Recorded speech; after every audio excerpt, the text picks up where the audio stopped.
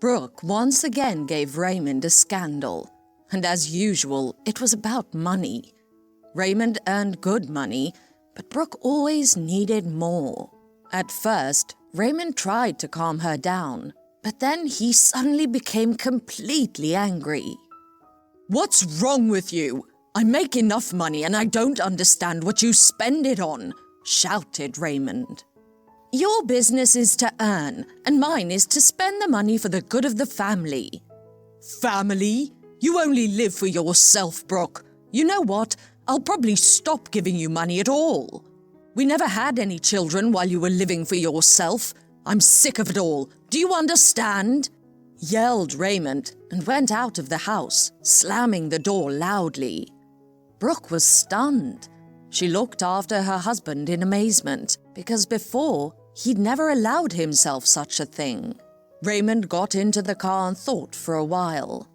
He finally realized that he regretted marrying Brooke for 23 years, and he could not find the strength to break up. Brooke was Mary's friend. When he first saw Mary, he immediately fell in love and could not believe how it could happen to him, because he'd always been a serious and sensible man. It happened when Raymond was supposed to send a parcel. He went to the post office and saw her there. When the post office had closed, he was already waiting for Mary outside, clutching a modest bouquet of flowers in his hands. On the first day, Raymond said they should get married, but Mary laughed and replied that they needed to date at least a couple of months for propriety. Raymond didn't want to wait long, but he agreed. A month passed, and then Mary's friend Brooke arrived from her studies. Despite the fact that she was much more attractive than Mary, Raymond did not like her immediately, probably because of her heavy and appraising look. But it happened that Brooke had her eye on Raymond and began to follow him everywhere. Soon, drunk at some party, Raymond woke up because of Mary screaming. He was completely naked and in bed with Brooke. It was the end. Mary did not forgive him. Out of spite, Raymond married Brooke, just as she had wanted. Now Raymond was working at a construction site as a foreman and got quite a good salary, but Brooke constantly demanded more. So Raymond got a part-time job as a cab driver, but not out of a desire to make more money, but to see his wife less often. And he liked his part-time job, new people, each with their own story, so he wasn't bored. Raymond shivered from the cold and the memories. Today it was particularly frosty, which meant that there would be a lot of work, and it pleased him. The orders started right away, and Raymond moved on. People were frozen but cheerful. It was clear that Christmas and New Year's Eve were coming.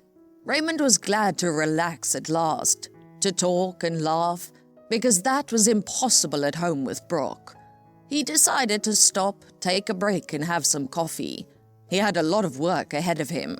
He remembered his recent conversation with his wife again, and thought that no matter how much he earned, she would never have enough. To have at least some savings, Raymond immediately began saving some money in a separate account as soon as he began to work in the taxi part-time. Brooke did not know about this money, and a good amount had already accumulated there in 2 years. "Excuse me, you're a cab driver, aren't you?" heard Raymond and turned around. In front of him stood a young man in military uniform. Raymond nodded and the young man continued. "How much would it cost to get to the station? I've been released for 3 days. I'm short of money. And besides, I need to buy flowers. Today's my mom's birthday." Raymond smiled. "Okay, sit down. We'll deal with it." The guy smiled too. The trip should have taken half an hour, and Raymond decided that he would lose time, but it would be a joy for the boy's mother. On the way, they stopped at a flower store, and the guy bought a modest bouquet of chrysanthemums for her. When they drove up to the house, the mother immediately ran out to meet him. She cried and hugged her son. The guy bent down to Raymond, held out the money, and said in a whisper, "Here's the fee. I'm sorry, I don't have any more." "No need. Happy New Year and Merry Christmas," smiled Raymond and drove back. Though he earned nothing, he felt warm in his heart. It was snowing and Raymond tried to drive slower. Suddenly, he saw something dark at the edge of the road. He slowed down and shone his headlights.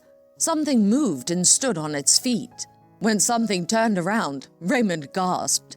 It was a young woman, and she was pregnant. Raymond jumped out of the car. "Get in the car! Are you out of your mind?" The young woman, struggling to move her frozen feet, walked over to the car and got in. "Thank you. I thought I'd get some rest and go on my way. The bus broke down and wouldn't turn off into the village, so it dropped me off here. I still have 7 kilometers to go." Raymond was indignant, but the woman hastened to explain that it was not the driver's fault. He offered to take her back to town, but she refused. The broken bus was going very slowly. She did not want to lose time. Besides, she had no one in town, and her cat was waiting at home in the village. "Show me where to take you. And where's your husband looking? Why did he let you go alone?" As it turned out, the woman didn't have a husband. She was dating a guy, but he suddenly disappeared when he found out she was pregnant. She had no parents either. She never knew her father, and as her mother explained, he never knew about her either. The girl's mother died 2 years ago of pneumonia. When they arrived, the young woman said, "This is my house. By the way, my name is Holly." Raymond also introduced himself and was about to say goodbye when Holly suddenly invited him to drink hot tea. Raymond thought, why not? Holly's house was small but very cozy. A huge screaming cat greeted them at the door. "Well, don't swear. I'm going to feed you now," said Holly affectionately. "And you, sit down while I put the kettle on. I'll be in 5 minutes." "I'll wait, don't worry. Just feed the cat. Otherwise he'll eat you and me," joked Raymond. Holly laughed and headed into the kitchen, and Raymond decided to look around. His gaze slid from the television to the sofa, over to the old table, armchairs, and stopped at the wall, where there were pictures. He stepped closer to look at them and suddenly felt as if he'd been hit, and sticky sweat ran down his back. He stared and couldn't believe it, but there was no doubt. Mary was looking at him from the picture. She was sitting on a swing and she was holding a little girl, about 3 years old, apparently Holly. Raymond stood and the puzzle pieces gradually added up in his head. "Are you feeling bad?" asked Holly, noticing how pale the man was. "Holly, how old are you?" asked Raymond in a trembling voice. 23. "Is Mary your mother?" "Yes. Have you known her before?" wondered Holly. Raymond nodded and turned his eyes away. To break the awkward silence, he reminded her about the tea and Holly fussed. Sitting at the table, the man decided to ask her about how she'd been living all this time. Holly told him that while her mother was alive, of course it was easier to live, but even now she managed to cope. She used to work in the school cafeteria, and now she was on maternity leave. "When are you going to give birth?" asked Raymond thoughtfully. "The doctors say in a month," smiled Holly good-naturedly. Raymond finished his tea, said goodbye and drove away. His head was buzzing. He couldn't concentrate on the road and stopped. Dropping his head on the steering wheel, he thought about Holly and how his life had turned out. He dreamed of having children for years, but had never gotten one, and it turned out he had a grown-up daughter.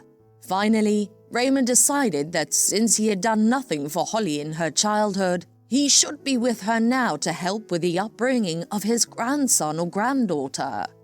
When he returned home, Brooke was still awake. She tried to argue again, but Raymond silently walked past her into the bedroom and lay down. He didn't care about her. He had to think about what to do next. The next day, he talked to his boss and explained his situation. I found my daughter. Can you imagine? I can't work now. I have to be close to her." The boss was astonished. He'd known Raymond for a long time and was aware of his family problems. He couldn't stand Brooke either, and it was mutual. Thinking a while, the boss suggested that Raymond not quit his job, but take a leave of absence to begin with, and then decided what to do next. Raymond was packing when Brooke returned from the store. She asked her husband in surprise where he was going. "I'm leaving, for good," replied Raymond without looking at his wife. "Are you crazy?" said Brooke in amazement. "I don't know, but I was definitely crazy when I'd left Mary for you." Brooke, thinking that Raymond was going to Mary, shouted hysterically that she would not let him leave in peace. But Raymond, picking up his bags, headed for the door. "Mary is dead. I'm going to my daughter's house," he muttered, and at the door he turned around. "I'm filing for divorce and for division of property." Brooke silently sank back in her chair, unable to utter a word. Before driving out of town, Raymond drove through all the stores, stacking the car with everything Holly and her baby might need.